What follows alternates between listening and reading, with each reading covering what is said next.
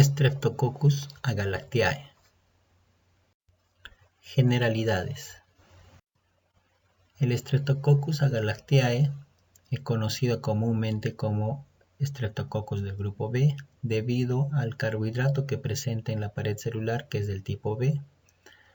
Es un beta hemolítico, presenta un ácido ciálico en la cápsula, el principal factor de virulencia de esta cápsula, y la enfermedad que produce principalmente es la sepsis neonatal, la meningitis y también ciertas infecciones piogénicas. Dentro de las características morfológicas y bioquímicas de este microorganismo, vemos que este estreptococo es beta hemolítico, gram positivo, es un anaerobio facultativo. En el análisis bioquímico se puede determinar que este microorganismo es catalasa y oxidasa negativo. Además puede crecer en medios simples como agar sangre, mostrando colonias lisas y redondeadas. Mecanismo de transmisión. Transmisión neonatal. Streptococcus agalactiae, conocido también como Streptococcus del grupo B, habita generalmente el tracto digestivo de los seres humanos. Sin embargo, también puede colonizar las vías genitales y urinarias. Como se puede observar en la figura, estos microorganismos colonizan el tracto genital de una mujer embarazada, desde donde pueden invadir las membranas de la placenta como el corium y amnios y de esta manera infectar al feto. Se conoce que sin prevención existe hasta 1 a 2% de recién nacidos de madres infectadas con este estreptococo que pueden desarrollar una infección neonatal precoz con septicemia, neumonía o meningitis. Y aproximadamente el 25% pueden nacer prematuros y desarrollar las manifestaciones clínicas durante las primeras 24 horas de vida. Infección ascendente por Streptococcus del grupo B. La colonización vaginal aumenta el riesgo de la infección ascendente durante el embarazo. La infección ascendente implica el tráfico de bacterias desde la vagina, lo que finalmente conduce a una invasión de las principales membranas que recubren la placenta, como el corium y el amnios, produciéndose una corioamnionitis, y también una infección de la cavidad amniótica y del feto. Este estreptococo expresa una serie de factores de virulencia que promueven la colonización vaginal, la adhesión y la invasión de las células hospederas. Finalmente, estas mismas promueven una activación y supresión de las respuestas inflamatorias, lo que aumenta el riesgo de infección ascendente, lesión fetal y también un parto prematuro. Patogenicidad. La infección y colonización de mujeres embarazadas con el estreptococo del grupo B puede derivar en una serie de resultados. Por una parte, una gran mayoría puede desarrollarse normalmente con salud, tanto la madre como el nuevo o bebé o recién nacido. Por otra parte, la infección por este estreptococo puede producir una sepsis en la madre, puede producir un aborto prematuro durante los primeros 3 meses, pueden desencadenar en nacimientos prematuros o pueden los bebés nacer con encefalopatías, se puede desencadenar una sepsis neonatal, una neumonía o una meningitis. Todo esto puede conllevar a muerte neonatal, a un impedimento físico o, por otro lado, con el tratamiento oportuno puede desarrollarse niños completamente sanos. Durante la patogénesis se produce una interacción entre el estreptococo del grupo B y las células inmunitarias innatas.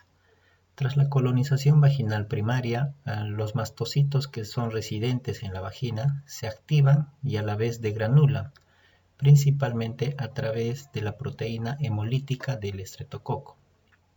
Esta degranulación conduce a la liberación de citocinas como interleuquina 6, interleuquina 8, TNF-alfa e histamina, que son unos mediadores inflamatorios, los cuales a su vez reclutan otras células del sistema inmune como neutrófilos y macrófagos, los cuales también ayudan en la eliminación bacteriana.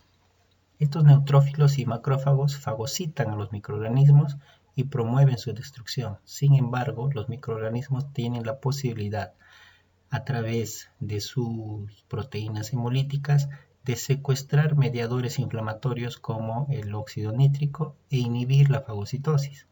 Además, también promueven la activación del inflamasoma NLRP3 y liberación de la interleuquina 1 beta. Asimismo, pueden promover la liberación de otras citocinas proinflamatorias potentes que van a conducir a la piroptosis y al daño fetal durante el embarazo. Dentro de los mecanismos de evasión del sistema inmune podemos observar que el estreptococo del grupo B puede expresar una serie de proteínas como factores de virulencia en la superficie, los cuales, por ejemplo, tienen acción de inhibir la fagocitosis, de bloquear al fagocito, principalmente a través de la cápsula. Otros, por ejemplo, pueden inhibir al componente C3 del complemento, es decir, hay un bloqueo de la respuesta inmune. Otros componentes proteínicos también pueden, por ejemplo, inducir la apoptosis de los fagocitos, pueden inhibir a los péptidos antimicrobianos, es decir, ofrecen una defensa antimicrobiana. Otros también pueden inhibir la producción de citoquinas, pueden promover la inhibición del complemento a través de la destrucción de componentes como el C5A y el C4B. Además, existen proteínas que pueden unirse al factor H y de esta manera bloquear la activación del complemento por vía alternativa. Asimismo, existen dentro de este microorganismo algunas enzimas antioxidantes, los cuales protegen del estrés oxidativo. En estas figuras podemos observar el papel que cumplirían los macrófagos del sistema nervioso central en el desarrollo de la meningoencefalitis estreptococócica. Estas son representaciones de distintas poblaciones de macrófagos localizadas en diferentes interfaces del sistema nervioso central. Así, por ejemplo, en las meninges, podemos observar la presencia de macrófagos perivasculares, macrófagos meningiales, junto con la microglía. En 2, en la barrera hematoencefálica, podemos observar la presencia de monocitos circulantes, de macrófagos perivasculares y de astrocitos. Y en la barrera del fluido cerebroespinal podemos observar también la presencia de macrófagos del plexo coroideo. Por otra parte, podemos observar que en las meninges, por ejemplo, la interrupción de la barrera hematoencefálica provocaría la infiltración de bacterias en el parénquima cerebral, lo cual sería detectado por la microglía. Estas microglías cumplirían funciones en la producción de quimiosinas, lo cual provocaría la atracción o reclutamiento de monocitos circulantes infectados, lo cuales posiblemente podrían servir como caballos de Troya para la diseminación bacteriana. De la misma forma, la microglía produce citocinas como interleuquina 1 beta y óxido nítrico en respuesta a las bacterias circulantes en este ambiente, lo cual también tendría consecuencias desfavorables, como la muerte neuronal. Dentro de los factores de virulencia del estreptococo del grupo B destacan principalmente las adhesinas, las cuales median la interacción de estos estreptococos con las células del hospedero. La colonización, persistencia, translocación e invasión de las barreras del hospedero dependen en gran medida de su capacidad de adherirse. Un paso importante que es esencial para romper las barreras celulares. Dentro de las proteínas de superficie mejor caracterizadas que median esta adherencia, destacan las proteínas de unión a fibrinógeno, también las glucoproteínas repetidas ricas en serina. Asimismo, destacan las proteínas de unión a la laminina, las peptidasas que escinden el componente C5A, la proteína de unión a fibronectina estreptococócica A y la adhesina bacteriana inmunogénica. También destacan algunas estructuras como los pilis que son consideradas adhesinas esenciales para promover la colonización de estos estreptococos.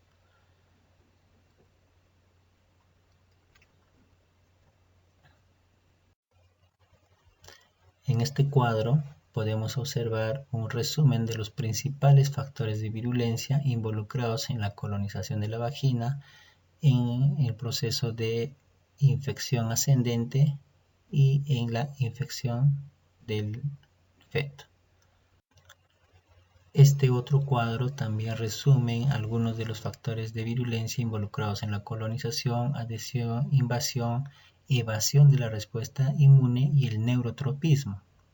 Aquí tenemos, por ejemplo, a la proteína de unión a la melanina, que está involucrada en el neurotropismo, al pili, a la adhesina hipervirulenta HVGA y a la citolicina o hemolicina, que cumple un papel importante durante el proceso de infección del encéfalo. La clínica. Dentro de las características clínicas de las infecciones producidas por el estreptococo del grupo B, podemos distinguir que este estreptococo produce infecciones en el recién nacido con una mayor frecuencia de síntomas como neumonía, meningitis y sepsis, siendo los síntomas más comunes la fiebre, la dificultad para alimentarse, la irritabilidad o letargo, la respiración dificultosa y también la presencia de un tinte azulado en la piel.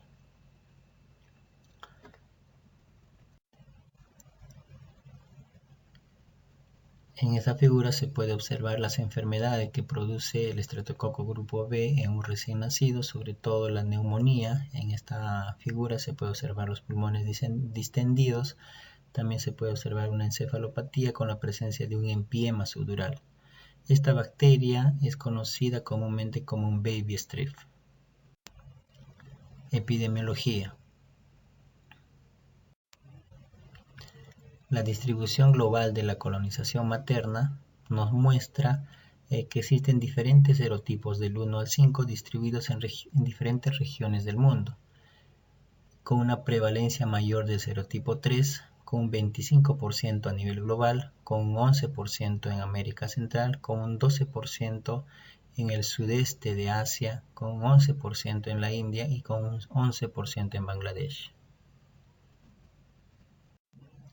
También podemos observar que hay una distribución porcentual de los diferentes aislados de este estreptococo en diferentes regiones del mundo. Por ejemplo, en Asia hay un 13.4%, Europa 39.1%, África 28.5%, Norteamérica 11.9% y desconocido 7%.